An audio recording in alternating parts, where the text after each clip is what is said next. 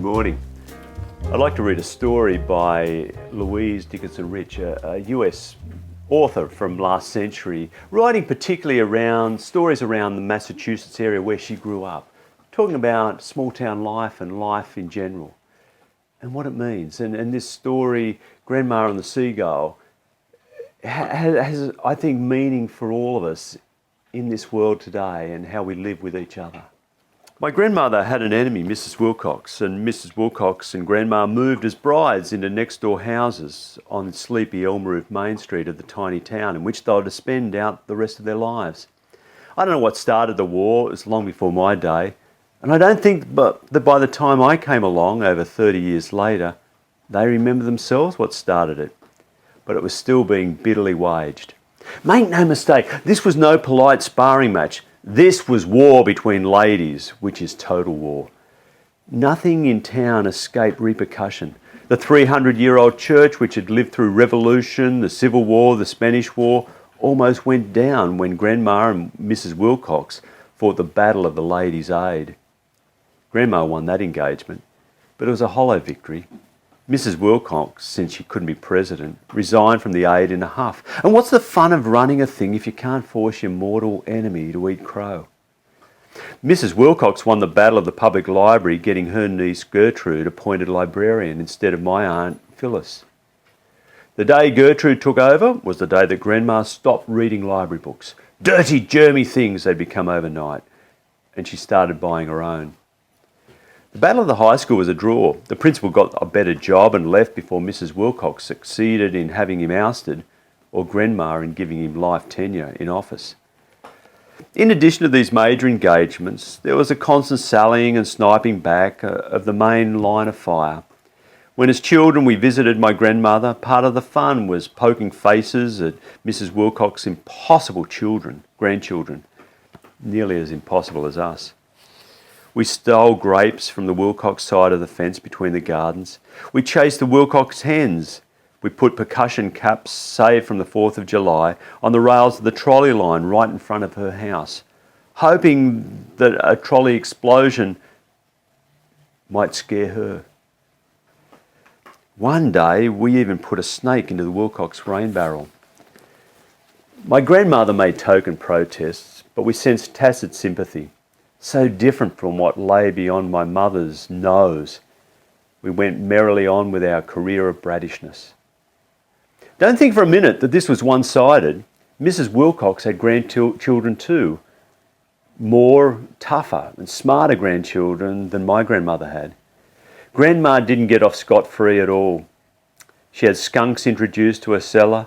On Halloween, all loose, forgotten objects such as garden furniture miraculously flew to the ridgepole of the barn, from whence they had to be lowered by strong men hired at exorbitant day rates. Never a windy wash day went by but what the clothesline mysteriously broke, so that the sheep walloped around in the dirt and had to be done over. Some of these occurrences may simply have been acts of God, as we say, but the Wilcox grandchildren always got the credit. I don't know how Grandma could have borne out these troubles, this life of warfare, if it hadn't been for the household page of a daily Boston newspaper. This household page was a wonderful institution. Besides the usual cooking hints and cleaning advice, it had a department composed of letters from readers to each other. The idea was that if you had a problem, even if only to let off steam, you wrote a letter to the page, signing some fancy name like Arbutus, which was my grandmother's pen name. Then some of the other ladies who had had the same problem wrote back and told you what they'd done about it, signing themselves One Who Knows or Xanthippe or whatever. Very often, the problem disposed of, you kept on writing for years to each other through the column of the paper. You tell each other about your children, about your canning and your dining room suite and what's happened in life. And that's what happened with Grandma. She and a woman called Seagull corresponded for a quarter of a century. And Grandma told Seagull things that she never told another soul. Things like the time she hoped she was going to have another baby but didn't. And the time my Uncle Steve got you-know-what in his hair in school and how humiliated she was, although she got rid of them before anyone in town guessed. Seagull was Mum's true bosom friend, her best friend. When I was about 16, Mrs. Wilcox died, and in a small town, no matter how much you hated your next door neighbour, it is only common decency to run over and see what practical service you can offer the family. She crossed the 2 lawns to the Wilcox house, where the Wilcox daughters set her to cleaning the already immaculate front parlour for the funeral. And there on the parlour table, in place of honour, was a huge scrapbook. And in the scrapbook, neatly pasted in parallel columns, were her letters to Seagull and Seagull's letters to her over all those years. Grandma's worst enemy had really been her best friend. And that was the only time I remember seeing my grandmother cry. I didn't know then exactly what she was crying about, but I do now. She was crying for all the wasted years that could never be salvaged. Then I was only impressed by the tears, and they made me remember that day. Now I know that something happened that day worthy of remembrance than a woman's tears. That was the day when I first began to suspect what I now believe with all my heart. And if I ever have to stop believing it, I want to stop living. It's this. People may seem to be perfectly impossible. They may seem to be mean and small and sly. But if you'll take 10 paces to the left and look again, with the light falling at a different angle, very likely you'll see that they are generous and warm and kind. It all depends. It all depends on the point of view from which you're seeing them. I like that story. I think it's a story for us, for all of us, for the world. It's a story about how we relate to one another. In all of our lives, there are those we don't like, people we just don't like, people who have said something to us, done something to us, people who look different, people who seem different, people who we just are suspicious of, or maybe we're afraid of or jealous of. People who are different, not like us. We may not wage war like these 2 elderly women, but we will push them aside, marginalise them, ignore them, exclude them, hate them, call them our enemy even. And that's part of the problem with our world, because people are people, and we're all human beings. We all got our strengths and our failures, our good things and our challenges. And this week, in one of the letters that we read from the book called Ephesians, a letter to the churches in Asia Minor, written in the name of Paul, probably by one of his followers. After spending the first half of the letter talking about grace and wonder, the wonder and the awe of the world, this beauty and these gifts that we have in God, in wonder, in life, in grace, he says, I urge you then, brothers and sisters, to walk in a manner worthy of the calling you've received. And that calling we receive, in his words, is the calling to live in this way of Christ, this way of Jesus. It's a calling to transcend our differences, our religious differences, our religious belief systems that exclude and persecute and judge and push people away. It's to transcend our political differences.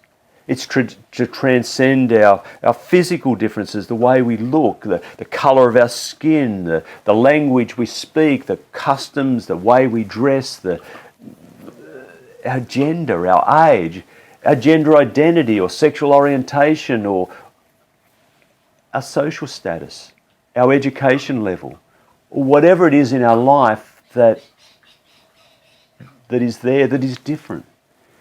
He says we are one. There is one Lord, one God, one faith, one baptism, one body of God's people. There's one God who is Lord of all, Father of all, over all, through all and in all. He's talking about a faith which is bigger than any belief system, any faith system, in which we see the sacred and the holy in our midst. Through us, through each one of us, that all of us are children of God, created in this image of God and loved by God. And he invites us to be one, unified in our diversity. Or as you too would say, We're one, but we're not the same. And that our differences and our diversity brings something of the colour and the wonder of life and helps us in life to deal with the challenges and to bring new colour and excitement and differences to the table. And we all come to the table equal. And we all bring something to the table. And we all share what we can bring to the table for each of us benefit, to grow and to mature and to solve the problems of life together. That's what the vision is about. And this way of Jesus that he calls us into is this way of being more deeply and truly human, a way that embraces people, invites and welcomes people, includes people, builds bridges, not barriers. It's a way of love and justice, not violence or hatred or persecution. It's not a way of marginalising and judging and hating or using violence over someone who's different. It's a way of listening and being in relationship and understanding the other and learning to love them, even if we challenge the things they do because they're not just or fair or right. This is the way of Jesus, the way we're called into, the way he would have us live. And in the continuing story from John's story of Jesus, from John 6, it begins with food, sharing food. In community, the same food brought and shared, and the people seek more food. And as the story continues, Jesus said, the bread you seek is the bread I bring. I am the bread of life. And those who eat from me and drink of me will never hunger or thirst.